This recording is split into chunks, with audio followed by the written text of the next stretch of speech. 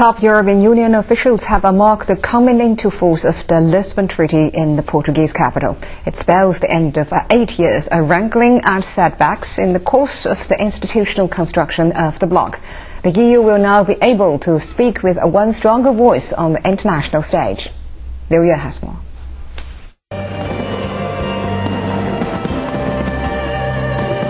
The ceremony took place in Lisbon, where the treaty was signed 2 years ago. Today is a historic day for all of us that believe in Europe. A more effective, more transparent and more modern European Union is born. An even closer integration between our 27 member states begins. It features new rules to accelerate decision-making so the EU can respond more swiftly to global issues. But the impact of the changes under the treaty will not be felt overnight. Must make use of the treaty to pursue ambitious policies. What matters now is the content of those policies. Tackling the economic crisis, promoting employment, preserving our social model, fighting climate change and ensuring energy security. The treaty designed to ensure the bloc has more say in world affairs. It hands more power to the European Parliament, which shares some legislative responsibilities with the European Commission. And it also changes the rules on how decisions are reached by the European Union. Liu Yue, CCTV. The World Trade Organization is now formally using the name European Union as the Lisbon Treaty has come into force. Previously, for legal reasons, the bloc was known officially as the European Communities. The EU, as a single customs union with a single trade policy and staff, has been a WTO member since January 1st, 1995. Its 27 member states are also WTO members in its own right. As the new Lisbon Treaty comes into force, the 27 EU members have great expectations for regional development. Our reporter Li Chong spoke to some European ambassadors in Beijing for their views. Under the Lisbon Treaty, the EU delegation of the European Commission to China is renamed the EU delegation to China.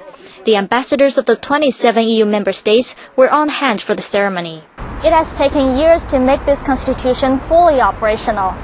The Lisbon Treaty is seen as a milestone of the process of Europe's integration and political efficiency. In light of this, many have high expectations. The new EU leaders are their first inspiration. 10 days ago, the European Union handed the jobs of president and foreign policy chief to two little-known compromise figures instead of global heavy hitters. Belgium's Prime Minister Herman Van Rompuy was chosen as president of the European Council. He promised to listen to all EU members. Some say that instead of a leading power figure, his role is more like a negotiator, which is quite crucial for the post. It's not one power bloc deciding. It's 27 member states, and if we are not able to balance the different viewpoints and to come at good, constructive compromises, it won't work. So it's a crucial quality to be able to do this. The treaty also aims to develop swifter, more consistent decision-making on law and order issues through effective and streamlined institutions. It gives the EU greater ability to combat crime, terrorism and human trafficking. So all that will give more efficiency, more consistency and also more visibility to European Union. So it's not a miracle. Europe will not change overnight. But changing institution is a good start to make more progress in our integration. Ambassadors say the treaty is also being cheered by ordinary people because it ensures they have their say in European affairs. So far, the positive voices are quite overwhelming, and the ambassadors hope the treaty will be fully implemented to speed up integration. Li Chong, CCTV. The drafting of a European constitution began in December 2001 in a call for a new debate on the future of Europe at the Lisbon European Council. It has taken 8 years to make it fully operational. Let's take a brief look at how this result has taken shape. European Union leaders signed the bloc's first constitution in 2004, but it needed to be ratified by all member states to enter into force. On May 29th of 2005, the French public rejected the constitution, and just 3 days later, the Dutch also turned it down. So far, nothing is clear, and the European laws must be entirely reviewed. This called the future of the Constitution into question.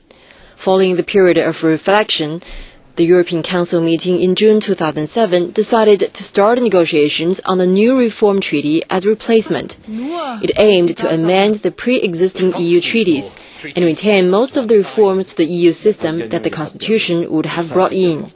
This treaty was later named the Treaty of Lisbon. On December the 13th of 2007, EU leaders signed the treaty in Lisbon.